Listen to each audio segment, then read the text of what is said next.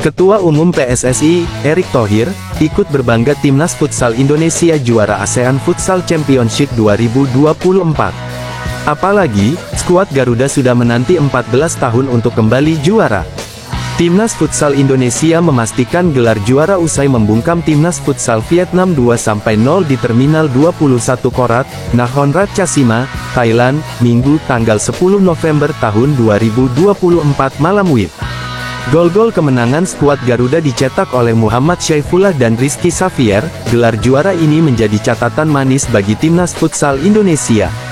Bagaimana tidak, mereka akhirnya berhasil membawa pulang trofi Piala AFF Futsal setelah terakhir kali diraih pada 2010. Timnas Futsal juara, tulis Erick dalam akun Instagramnya @erikthohir, Minggu tanggal 10 November tahun 2024. Setelah menanti 14 tahun, alhamdulillah Timnas Futsal Indonesia kembali berhasil juara ASEAN Futsal Championship atau yang dulu dikenal AFF Futsal Championship. Timnas Futsal Indonesia berhasil juara setelah menang 2-0 atas Vietnam di final. Sambungnya menariknya, Timnas Futsal Indonesia sukses merebut gelar juaranya di bawah kepemimpinan pelatih baru, yakni Hector Souto. Dengan begitu, ini menjadi gelar kedua bagi skuad Garuda di Piala AFF. Gelar ini menjadi yang kedua untuk Timnas Futsal setelah terakhir kali juara pada 2010. Selamat, kata Erick, Timnas Futsal Indonesia tampil sangat ciamik sejak babak fase grup. Evan Soumilena dan kawan-kawan melaju ke babak semifinal dengan berstatus juara grup B. Kemudian di empat besar, skuad Garuda menggasak Timnas Futsal Thailand dengan skor 5-1. Ganda campuran China, Guo Xinhua Chen Fanghui meraih tiket final Korea Masters 2024 setelah mengalahkan kompatriot mereka dengan susah payah. Para finalis sektor ganda campuran Korea Masters 2024 akhirnya sudah memastikan tempat di laga puncak setelah memenangi babak semifinal hari ini, Sabtu tanggal 9 November tahun 2024. Calon lawan Dejan Ferdinansyah, Gloria Emanuel Wijaya pada babak final turnamen BWF World Tour Super 300 itu nanti pada akhirnya adalah Guo Xinhua Chen Fanghui. Namun, sedikit berbeda dari Dejan Gloria yang menang berhias skor telak, Guo Chen harus kerja keras untuk menyusul ke final, bertanding di Iksan Gymnasium, Iksan, Korea Selatan. Mereka menjalani laga ketat rubber game melawan rekan sendiri, Chengxing Zhangqi. Proses jalannya pertandingan Guo Chen tidak mudah sejak awal. Mereka kalah cepat dan lambat panas di game pertama. Tidak banyak rally panjang yang terjadi karena duet Guo Xin terlihat belum padu. Namun pada game kedua, mereka mulai tergugah untuk tampil lebih agresif, sementara Cheng Zhang justru lengah dan kehilangan game kedua. Pada game ketiga, alur kemenangan sebenarnya nyaris jatuh ke tangan Cheng Zhang yang dominan sepanjang game penentuan. Guo Xin tertekan hingga ketinggalan 16-19. Entah apa yang terjadi pada duet Cheng Zhang yang lebih banyak saling mengomel satu sama lain, mereka malah gagal memanfaatkan keunggulan di poin krusial tersebut. Cheng Zhang melakukan kesalahan sendiri di area netting sebanyak 3 kali beruntun, kedudukan mereka pun disamakan 19-19. Sempat terjadi adu setting hingga 21-21. Namun, ketenangan Guo Xin pada akhirnya membawa kemenangan. Mereka menuntaskan laga dengan skor akhir 16-21, 21-14, 23-21. Dengan demikian, Guo Xinhua Chen Fanghui akan jadi lawan Dejan Gloria pada babak final Korea Masters 2024. Pertempuran mereka di laga puncak pada Minggu tanggal 10 November tahun 2024 besok akan menjadi ulangan dari final Macau Open 2024. Pada pertemuan pertama kedua pasangan tersebut, Dejan Gloria harus menjadi pihak yang kalah karena tumbang dengan skor 15-21, 18-21. Tak ayal, final Korea Masters 2024 esok menjadi peluang emas bagi pasangan independen PB Jarum tersebut untuk melakukan balas dendam manis. Dejan Gloria masih menantikan trofi pertama setelah terakhir kali mendapatkannya di Shed Modi International yang levelnya juga Super 300. Direktur Persija Jakarta, Muhammad Prapanca, membeberkan kronologi awal terkait rencana Macan Kemayoran mempunyai stadion baru di Jakarta. Prapanca mengatakan, awalnya ia datang ke Jepang untuk memenuhi undangan, namun akhirnya mendapatkan investor baru untuk membangun stadion di Jakarta. Kata Prapanca, ia datang ke Jepang untuk memenuhi undangan dari J-League menyaksikan pertandingan sepak bola di sana. Prapanca datang bersama Persija TV karena stasiun televisi milik Persija itu menyiarkan pertandingan J-League di Indonesia sampai 2025. Tujuan utama di sana adalah mencari ilmu bagi Persija TV untuk menambah wawasan. Saat menyaksikan pertandingan sepak bola, Prapanca juga bertemu dengan pengusaha-pengusaha ternama di Jepang. Pengusaha-pengusaha yang tidak disebutkan namanya itu mempunyai investasi di Indonesia.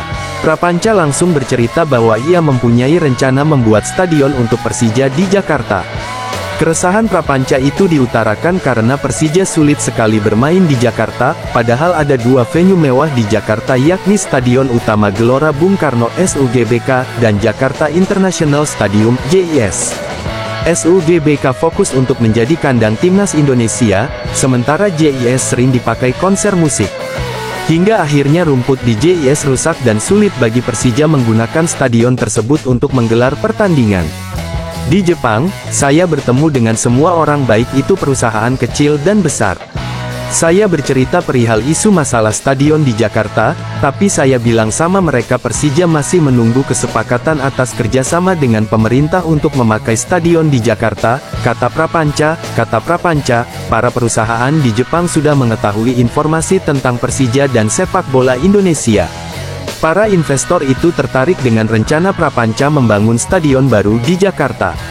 Momen ini ia ceritakan saat makan malam bersama dengan beberapa pengusaha di Jepang selepas menyaksikan pertandingan sepak bola.